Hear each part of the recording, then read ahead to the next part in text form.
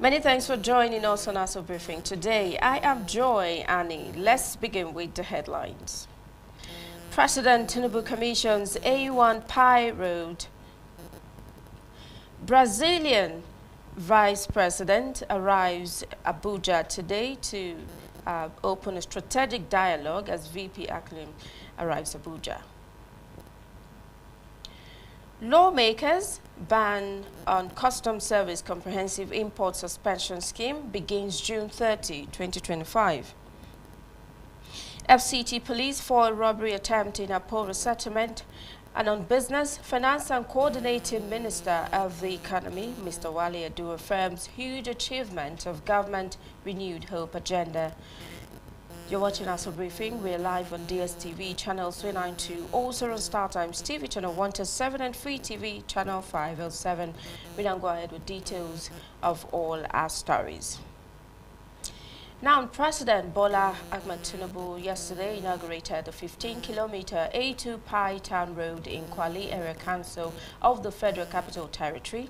The road is part of the 150 kilometers completed or ongoing across the 6 area councils since May 29, 2023. President Tinubu emphasized the importance of rural connectivity in driving national growth and prosperity. The president lauded the FCT minister for prioritizing rural development while calling on the Pi community to take ownership of the road and preserve it for local growth.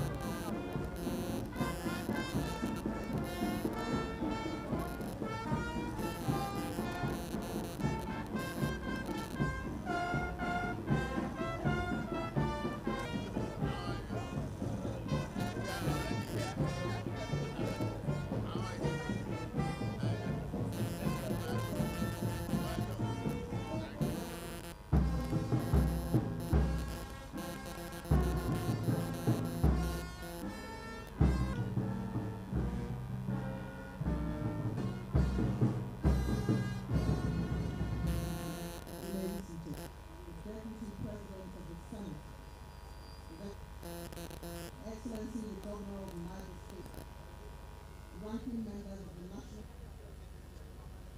Assembly of the FCT Minister of State Junction, Abuja Lokoja Road in Pi Town. My name is Eugene and welcome Coordinator for Satellite Town Development Department, STD. He is going to be doing the overview of the project. Am I correct on that? Yes, absolutely. For that time. Now, Vice President Kashim Shettima will host Brazilian Vice President Geraldo Alckmin, who, accompanied by his wife, Maria Lucia Alckmin, arrived in Abuja today for the second session of the Nigerian-Brazil Strategic Dialogue Mechanism, the SDM, aimed at strengthening bilateral relations between both countries. Throughout his visit, which will feature several joint events, including the opening ceremony of the Strategic Dialogue on this morning at the State House Conference Center, Abuja, the Vice President touched down at the presidential wing of the Nnamdi Azikiwe International Airport, where top Nigerian officials received him. The high-level diplomatic visit marks the beginning of the 3-day summit, suspected and expected to culminate in the signing of over 30 memorandum of understanding across key sectors, including defense cooperation, agricultural technology transfer, energy collaboration, health, education, and cultural exchange. According to the Office of the Vice President, the SDM provides a framework for both countries to deepen cooperation on strategic priorities. A joint press conference by the foreign ministers of the Nigeria and Brazil is scheduled for today afternoon. Also, the State House later this evening, a Nigerian Brazil gala dinner will be hosted by Vice President Shettima in honor of the visiting delegation. Among those who welcomed the Brazilian delegation were the Deputy Chief of Staff to the President, Senator Ibrahim Hassan, the Minister of Industry, Trade and Investment, Jumoke Oduwole, the Minister of Livestock Development, Idi Mukhtar Maiha, and the Minister of Agriculture and Food Security, Senator Abubakar Kyari. Moving on now, the House of Representatives had barred the Nigerian Customs Service from collecting Comprehensive Import Suspension Scheme, the CISS, effective June 30, 2025. House Committee on Customs, chaired by Mr. Leke Abejide during a budget defense session with officials of Customs, directed that the agency should rather connect its 4% free on board FOB, which is the only legal source of income backed by the Act of Parliament assigned by the President of the Federal Republic of Nigeria. The committee also declared as illegal the 7% cost of collection by the service. Chairman of the committee urged the service to operate in accordance with the law or face court action. Nigeria Customs Service, listen to us. We will challenge you in the court of law. Any attempt not to start what the law says you should do, you also face the wrath of the law. Even the 7% cost of collection you are taking is equally illegal. It's an executive fiat of the military. This is a democratic dispensation. Those in support that the 7% illegal collection should stop, say aye. Aye. Those against say nay. Let's have it. We'll give you the opportunity of these few days. Any attempt to try it and collect the CISS on 1st of July, you will face the wrath of the law. Go back to what the law says you should do in section 18(1)(a) of Nigeria Customs Service Act and implement it. This is the house of the people. So we speak.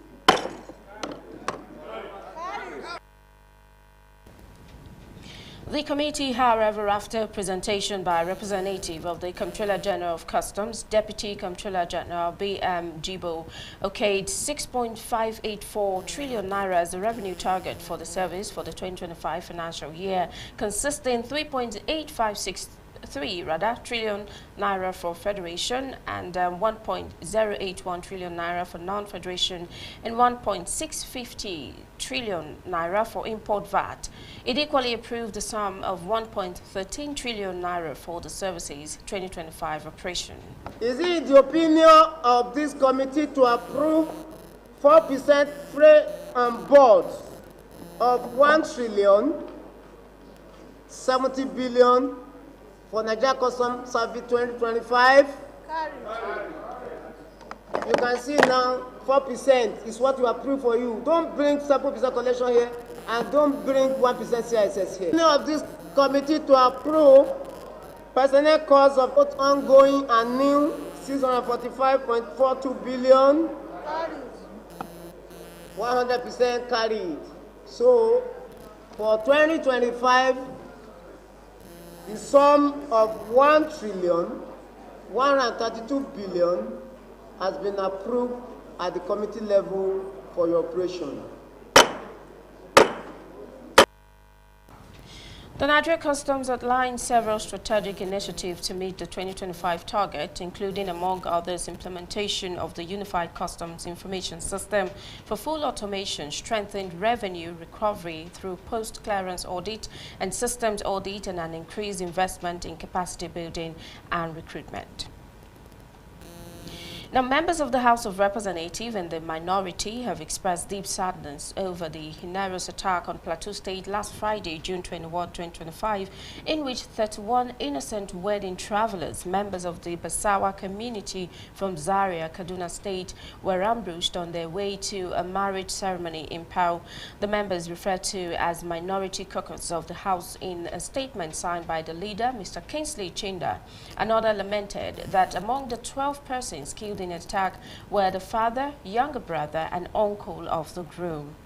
Now, the caucus said grief and anguish visited upon the family and upon a community that had set out in joy are both staggering and unconscionable. The members, who though hailed the prompt intervention of the Nigerian army, whose swift action prevented further loss of life, wondered how the country got to a stage where joyful travelers are mistaken for threats and murdered in cold blood. The caucus called on the government of Plateau State and the federal government to launch a full investigation into the attack to bring all those responsible to account and urgently implement security and reconciliation initiative in the state. This is as it stated that piecemeal responses no longer suffice, but a holistic approach that combines justice, dialogue, security, and reconciliation. Now, the caucus extended deeper sympathies to the grieving families of Basawa, saying the tragedy must be the turning point, not just in words, but in action.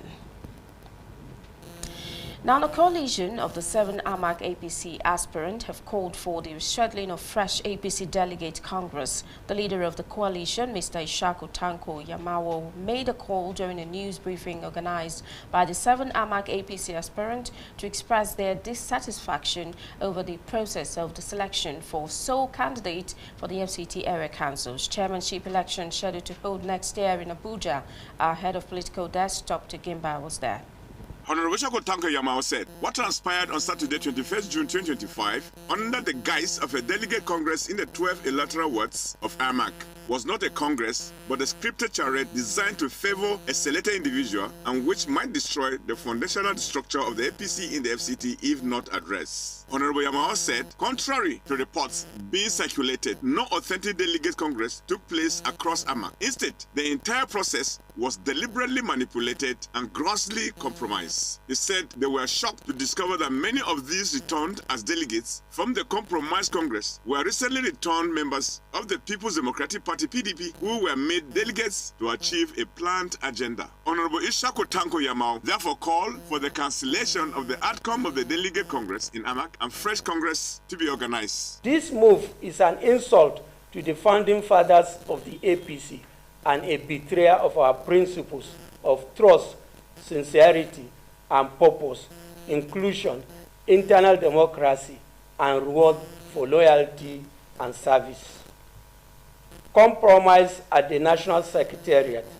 We are deeply concerned that the elements within the national leadership of the APC have been compromised and are actively undermining the integrity of the party structure in AMAC and the FCT as a whole. Also, an aspirant, Wuse Ward Abuja, Mr. Abdul Hakim Balebelo, said if this situation is not urgently addressed, the very foundation of the party, which is trust, unity, inclusion, and meritocracy, will be separately damaged. There wasn't any Congress.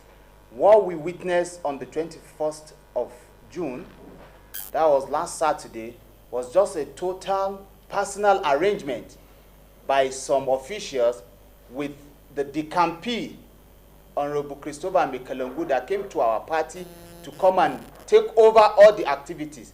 You can imagine we are the aspirant of this election. How can a Congress be held without any meeting interfacing with the officials prior to the Congress day? An aspirant, Getki Watt, Barsa Daniel Dodas Jidu, and Joseph Samuel Ganaiko both described the process as a charade and called for an immediate reversal for a fresh Congress to be conducted. There was just some group of people who just came with few names. A family names was given. I asked, why is this happening? Why are my delegates not participating on the exercise? There was no answer for that. So we are all calling for the same purpose, that this delegates congress that was held last Saturday should be cancelled. It was so disheartening on Saturday at my ward, Kabusa, where the committee for the Congress brought out a list containing less than 100 members of the party. And the names were only those of the DCAMPs that just came to the party recently. So, and we had thousands of members who were ready and willing to vote, but they were not given the opportunity. Election didn't take place for the delegates, and that was it. It ended that way, nothing took place. And same thing happened across the 12 wards. Other 7 members of the coalition of the AMAC APC aspirants included Jennifer Ozioma Inamodi, Mr. Said Al-Hassan Haske, and Barrister Sylvester Tanko Pioe were all in attendance. Topsy Gimba, Aso Television News. Still on political issue, the People's Democratic Party, PDP, has successfully held primaries to select its flag bearers for the upcoming FCT Area Council election. The primaries were conducted peacefully in the presence of the Independent National Electoral Commission, INEC officials and security agents. Correspondent Abdullahi Mukhtar completes the story.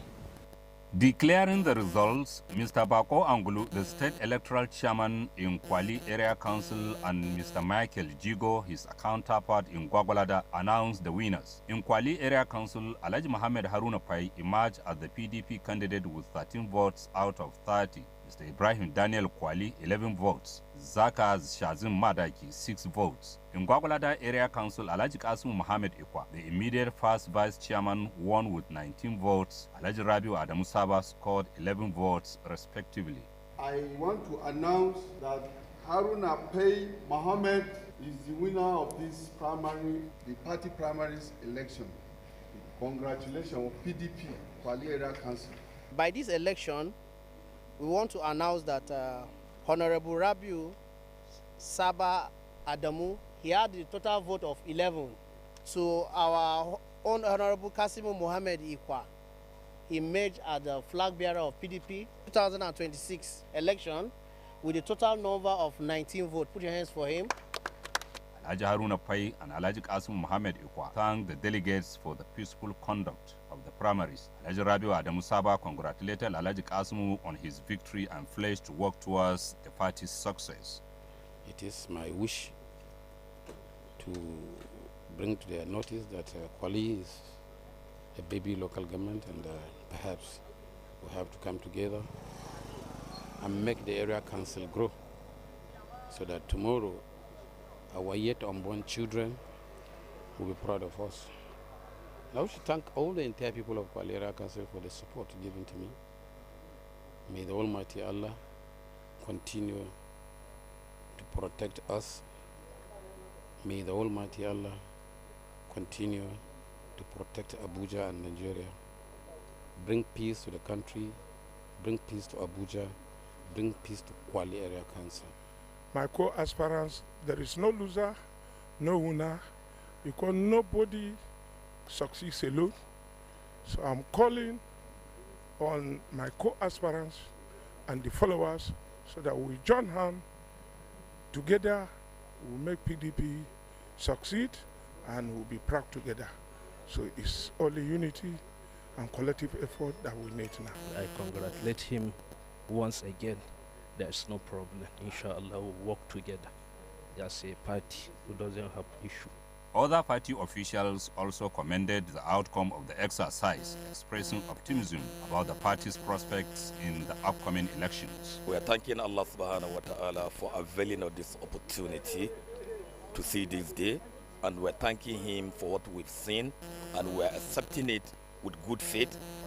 In fact, the outcome inspired me.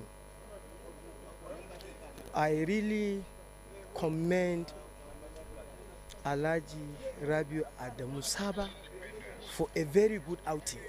The PDP flag bearers will now await the outcome of the APC primaries scheduled for this week to determine their major contenders in the council elections next year. The results in Abaji and Kuje Area Council were unopposed, with their flag bearers emerging without context.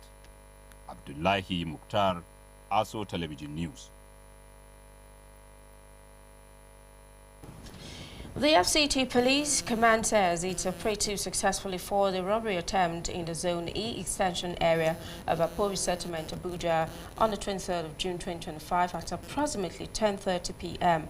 The command spokesperson SP Josephine Ada disclosed this in a statement on Tuesday, detailing how the operation was conducted. According to her, following a distress call received from a commercial motorcycle rider in Apo Settlement reporting heavy gunfire in the area, the divisional police Officer of Apo Division, CSP Uchenna Igwebuike, immediately mobilized his ambush and surveillance team to the scene. SP Ada said the attackers engaged the police team in a fires-gun battle, adding that in a swift tactical response, a reinforcement team led by the Deputy Commissioner of Police in charge of Operation DCP Ishaku Sharu arrived at the scene. The police spokesperson disclosed that the operatives responded with superior firepower, forcing the assailant to flee into the surrounding hills, noting that the joint manhunt operation involving police operatives and local vigilantes is currently ongoing to track down and apprehend the fleeing suspects. SP Ada further revealed that during the operation, 3 persons were rescued with varying degrees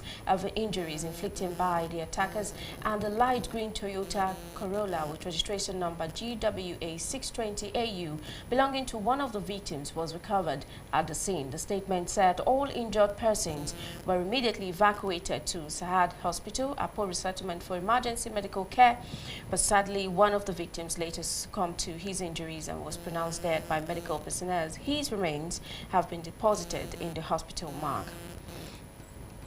When Aso Briefing returns, World Health Organization warns that 1.3 million people die per year of second-hand smoke. To stay with us. We were warned about this marriage. Because we did not listen, the young maiden is dead. Nana, come here. Hi. Why do you speak so freely with a stranger from Ajani? We were just talking about offering Ojigijag a seat on the council. May God be praised. Legodo Sisi, he has 2 wives. So why are you making it look like it is a big deal?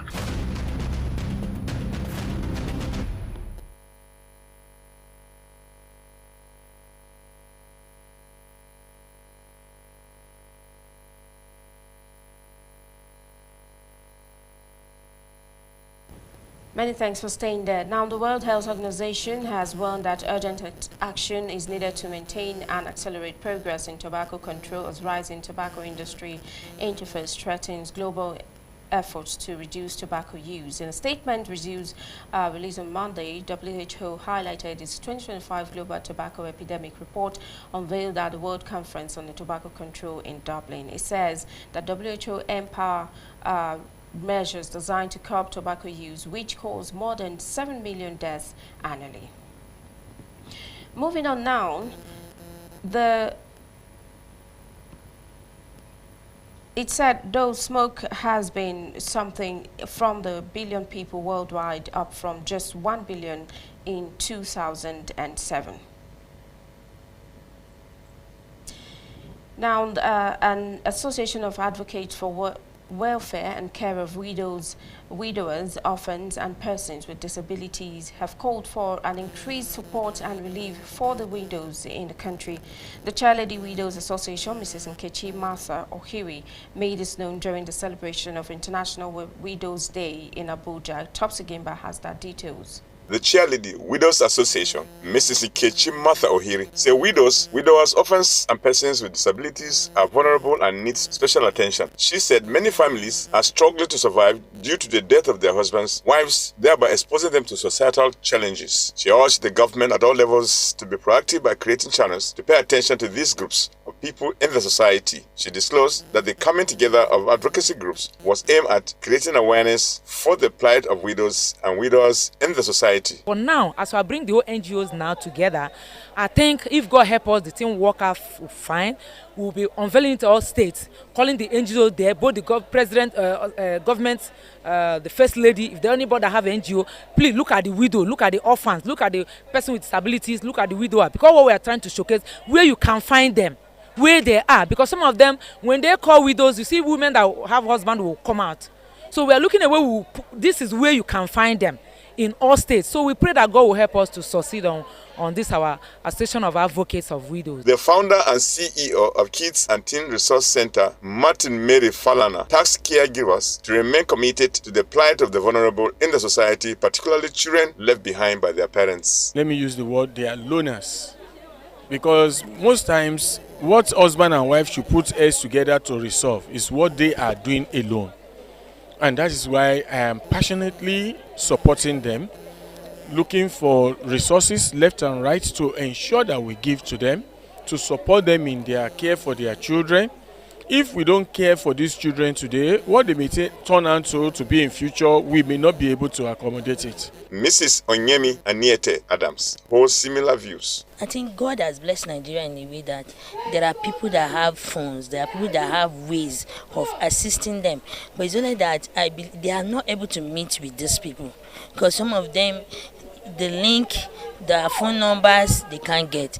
So what I will try to do is to try to meet with these people, try to bring them in for them to know that there are people that needs them, that needs their assistance, that needs help in the country.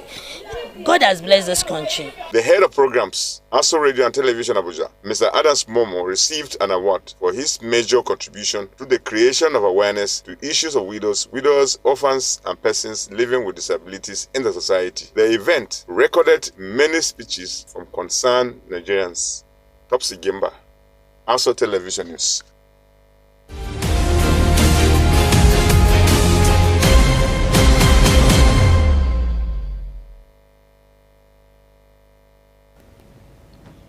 Finance and Coordinating Minister of the Economy, Mr. Wale Edun, has announced impressive impact of President Bola Ahmed Tinubu's renewed hope agenda to boosting living standards of citizens. The minister in Abuja during the citizens and stakeholders engagement on implementation of presidential priorities and ministerial deliverables for the second quarter of the 2025 acknowledged that the government has been consistent in meeting its obligation. Business correspondent Ile Emeje tells us more. Grow the economy. Finance and Coordinating Minister of the Economy, Mr. Wale Edun, in his presentation, highlights significant performance of the administration, pointing, among others, improved GDP growth, external reserves, and revenue generation. Real GDP growth is on the right trajectory, but at 3.4%, even 3.8% is not enough. Impressively, the external reserves have grown from what was a low of about $3 billion to over $23 billion. While commending the government for the resultant impact across sectors, the coordinating minister disclosed that it is a clear case of vote of confidence on Nigeria, considering the effects. It's a vote of confidence in the management of the Nigerian economy. Small and medium-scale businesses, entrepreneurs, service providers, manufacturers are the backbone of this market economy, and they have been provided grants. Earlier, Minister of State for Finance, Dr. Doris Uzoka Anite, in a welcome address, applauds the bold step of the government to implementing its policies. The ministry's performance at the end of the first quarter was quite impressive, especially in the area of revenue generation, granting of waivers on critical sectors and debt management, among other issues. Highlighting the conducive environment for businesses to thrive, other stakeholders assured of optimal management of public wealth. From only 20 accounts of our portfolio companies, our asset under management has grew to 38 trillion, only on the 20 portfolio companies. So by the time we finish our reviews on all the portfolio companies, definitely this figure will be much, much higher. And why we started with the civil servants and then expanded outward. So as of today, we have over 100,000 Nigerians who have gotten access to credit backed by Credit Corps across financial institutions in every state of the country. And they're either getting, some get vehicles, some get solar panels for their homes, some access to furniture, some do electronic devices, some get general credit for life essentials. Mr. Edun further pledged more commitment of President Tinubu-led administration to transparency, integrity, and a robust economy. Ile Emeje, Aso Television News. That's Aso Briefing. I am Joy Annie. Thanks for watching.